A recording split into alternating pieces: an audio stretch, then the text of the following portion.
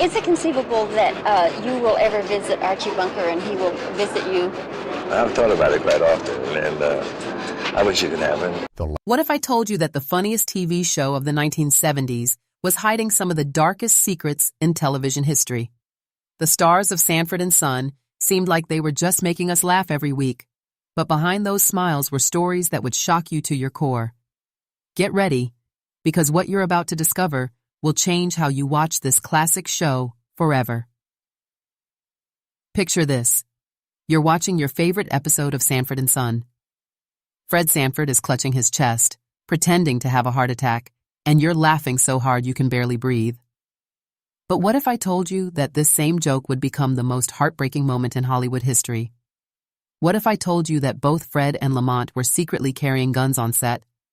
And what if I told you that Aunt Esther, the sweet church lady, used to eat fire for a living and was known as the bronze goddess of fire? These aren't just rumors or gossip.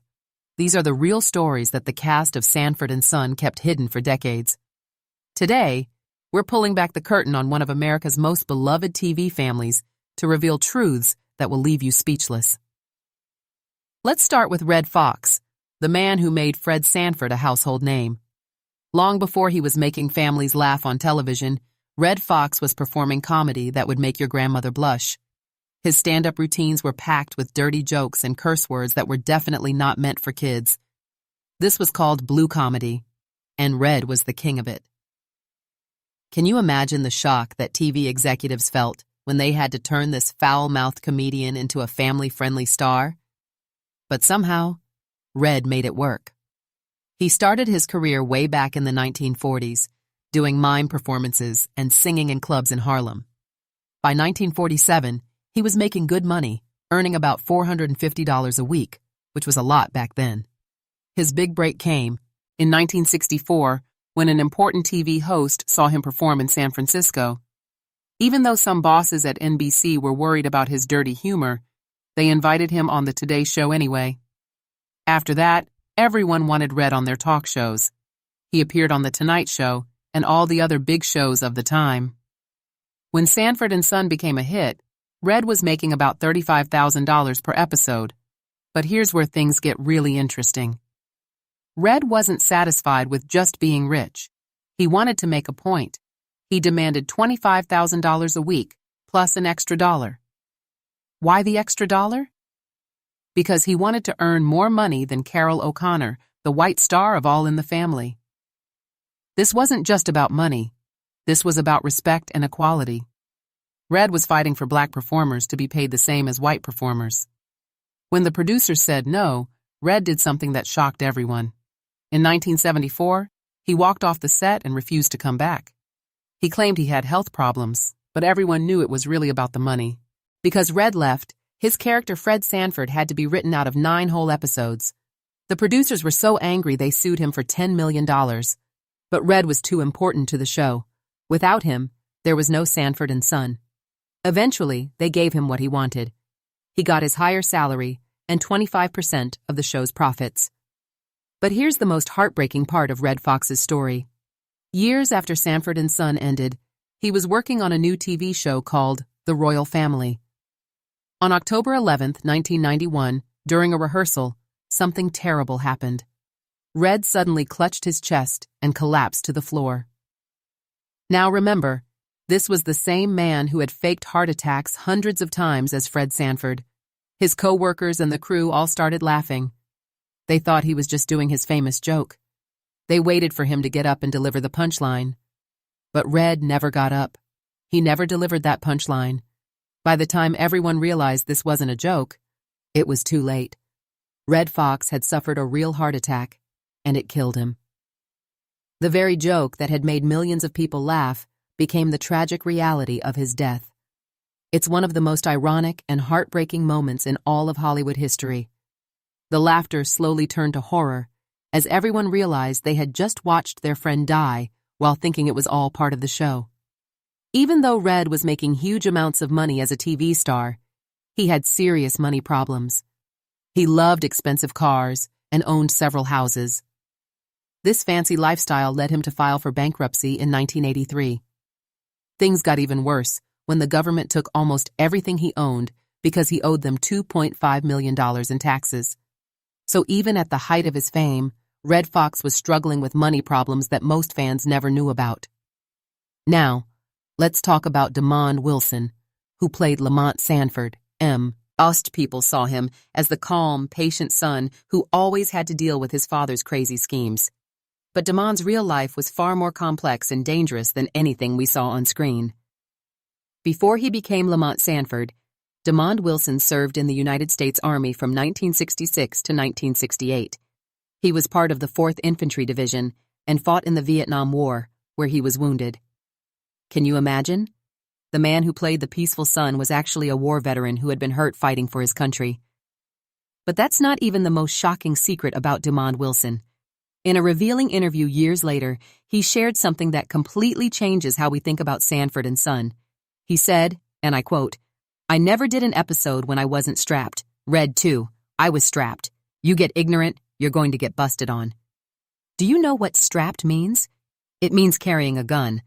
Both Demond Wilson and Red Fox were carrying guns on the set of Sanford and Son. Let that sink in for a moment. While they were filming this funny family show, both of the main stars felt they needed guns to protect themselves. This tells us that the set was far more dangerous than anyone imagined. When Red Fox walked off the show in 1977, Demond Wilson was deeply hurt. But it wasn't just about the show ending. It was about how he found out. Demond learned the shocking news from a reporter in the hallway at NBC. His on-screen father and co-star didn't even have the respect to tell him personally. This lack of communication from Red stung him deeply. Even though Demond had $1 million contract waiting for him at CBS for a new show, the personal hurt from Red stayed with him. Years later, he said, "I forgave him and I loved Red, but I never forgot. The love was there. You can watch any episode and see that." After Sanford and Son ended, Demond Wilson didn't just look for more acting jobs. In a surprising turn, he became an ordained Pentecostal minister in 1984. His faith became the main focus of his life. In 1994, he started something called Restoration House, which provides spiritual guidance and job training for former prisoners. Demond was tired of reading wrong information about himself and Red Fox in magazines and newspapers, so he wrote a book called Second Banana, The Bittersweet Memoirs of the Sanford and Son Years. The title itself shows how he felt about his role on the show, always overshadowed by Red Fox. He described his years on the show as bittersweet, which perfectly captures the mix of professional success and personal challenges. Now let's talk about LaWanda Page, who brought Aunt Esther to life. Most viewers saw her as the strict, church-going sister-in-law who was always fighting with Fred Sanford. But LaWanda's past would shock most fans. Before she was on TV, LaWanda Page was a daredevil performer known by a completely different name, the Bronze Goddess of Fire. Her act was truly dangerous. She would light cigarettes with her fingertips, swallow fire, and even touch flaming torches to her own body. She often burned herself during these risky shows, but she was willing to get hurt to make a living. Can you imagine sweet Aunt Esther eating fire? It's hard to picture, but that's exactly what LaWanda Page did before she became famous on television. After her fire-eating days, she became a stand-up comedian, but her humor was very different from what viewers saw on Sanford and Son. She was famous for blue comedy, which meant her jokes were often about adult topics that would make you blush. LaWanda Page and Red Fox weren't just co-stars. They were childhood friends who grew up together in St. Louis. This deep friendship played a huge role in how Aunt Esther came to be on the show. When Sanford and Son was first starting, the producers thought LaWanda wasn't ready for television acting and wanted to fire her. But Red Fox stepped in with a powerful stand. He said, and these are his exact words, "Hell no," and threatened to walk off the show if they fired his friend. Because of Red's loyalty, the producers kept LaWanda Page, and she went on to become one of the most memorable characters on TV in the 1970s. Without Red's friendship and support, there might never have been an Aunt Esther. Sadly, the demanding schedule of her acting career took a heavy toll on LaWanda Page's health. She passed away in 2002 at the age of 81 from complications related to diabetes. The tough demands of filming contributed to her health getting worse over the years. For many years, people spread a rumor that LaWanda Page was the younger sister of actress Lynn Hamilton, who played Fred's girlfriend Donna Harris. This rumor was even mentioned in LaWanda's obituary in the Los Angeles Times. But DeMond Wilson officially cleared up this rumor in 2016. He confirmed that while they weren't actually sisters, they did become very good friends during their time working together. The supporting cast of Sanford and Son also had surprising stories. Whitman Mayo played the elderly Grady Wilson, Fred's best friend.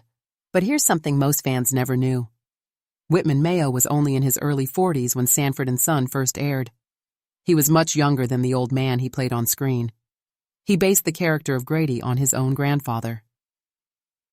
Before becoming an actor, Mayo lived a fascinating life. He served in the U.S. Army, worked as a counselor for troubled young boys for 7 years, picked grapes, worked at a dairy, and was even a railroad worker. In a surprising twist, he spent a year in Mexico playing professional volleyball. Don Bexley played Bubba, Fred's loyal friend. What many viewers didn't know is that Don and Red Fox were incredibly close friends for nearly 50 years. Their bond started long before they ever appeared together on Sanford and Son. Don was already a seasoned entertainer before his TV debut. He worked as an orchestra director, singer, dancer, and stand-up comedian. It was Red Fox himself who personally asked Don to join Sanford and Son, giving him his very first television role at the age of 62. Their friendship was so deep that Don Bexley was an honorary pallbearer at Red Fox's funeral. And here's another surprising fact. Don Bexley was actually more than 12 years older than Red Fox, despite their characters seeming to be of similar age. Nathaniel Taylor played Rollo Lawson, Lamont's street-smart best friend. But Nathaniel's life after the show took a difficult turn. In April 1986, he was arrested on burglary charges along with his brother after about $200,000 worth of computers and typewriters were stolen from a sports club in West Los Angeles. After his acting career slowed down, Nathaniel chose a path of giving back to the community. He opened a performing arts studio for young actors, perhaps hoping to use his own experiences to guide them away from similar troubles. Behind the funny scenes of Sanford and Son, there was also a constant battle about how black characters should really talk and act. Many of the show's writers were white, and they were trying to write stories about black life in Watts, a neighborhood in Los Angeles. Red Fox and the black cast often had to tell the writers, "Black people don't talk like that." These arguments became more heated as time went on. In one very controversial scene, Fred Sanford used a racial slur in a courtroom. The audience in the studio cheered, but the executives at NBC were very worried. Red Fox insisted on saying the word. He argued that he could use it, but others could not. This bold move showed how much Red wanted the show to be realistic, even if it caused problems. Lynn Hamilton played Donna Harris, Fred's kind girlfriend who worked as a nurse. While her role might not have been as dramatic as some of her co-stars, Lynn had a remarkably long and steady career in Hollywood. She appeared in Broadway plays and spent 3 years with the famous New York Shakespeare Festival. She also had roles on other popular TV shows like The Waltons and Good Times. What makes all of these stories even more amazing is how the cast managed to create such believable chemistry on screen while dealing with so many personal challenges behind the scenes. They were carrying guns, fighting with writers, dealing with money problems, and struggling with health issues. But somehow they still managed to make millions of people laugh every week.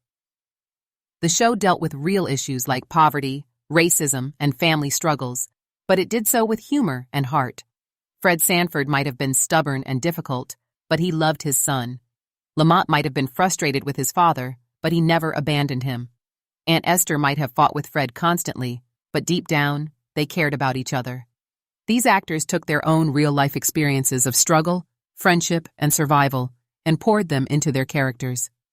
Red Fox's experience as a black performer, fighting for respect in a white-dominated industry, helped him create Fred Sanford's proud, defiant personality. DeMond Wilson's military service and personal discipline helped him play Lamont's patient, responsible character. LaWanda Page's experience as a tough performer helped her create Aunt Esther's strong, no-nonsense personality. The friendship between Red Fox and LaWanda Page, which started in childhood, translated into the believable family dynamics we saw on screen. Even when Fred and Esther were insulting each other, you could see the real affection between the actors underneath. The fact that Demond Wilson and Red Fox felt they needed to carry guns on set tells us something important about the dangers that black performers faced in Hollywood at that time.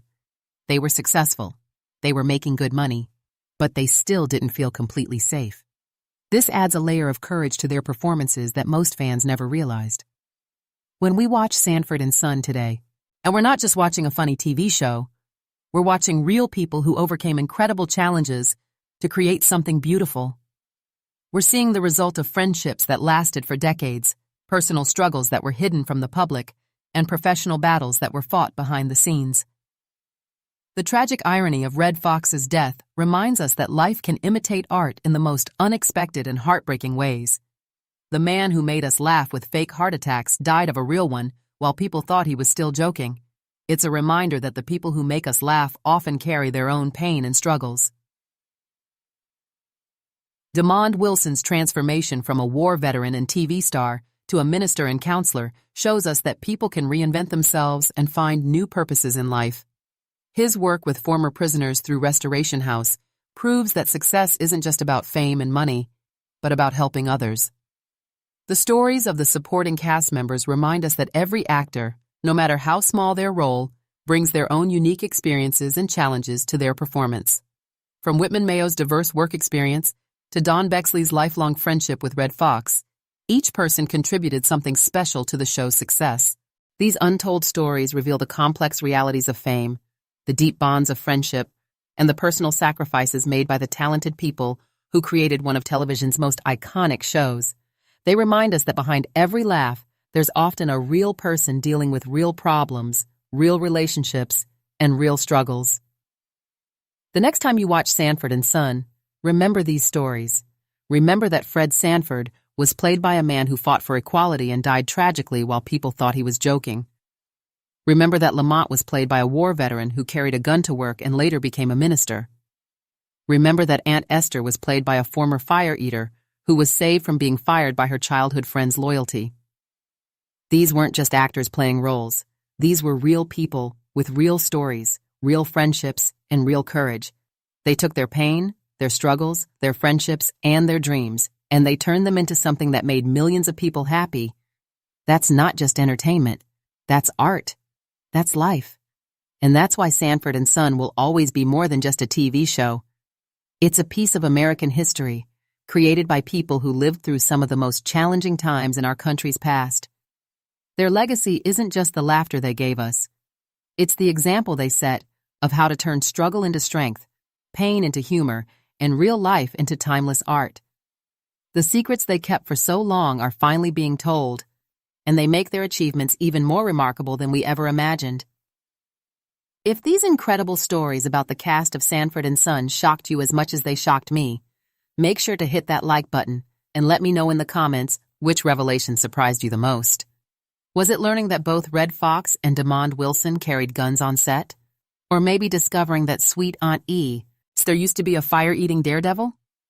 Don't forget to subscribe and ring that notification bell so you never miss our deep dives into the hidden stories behind your favorite classic TV shows. Share this video with anyone who loves Sanford and Son because these are the stories that every fan deserves to know. Trust me, there are so many more secrets from classic television waiting to be uncovered, and you won't want to miss a single one.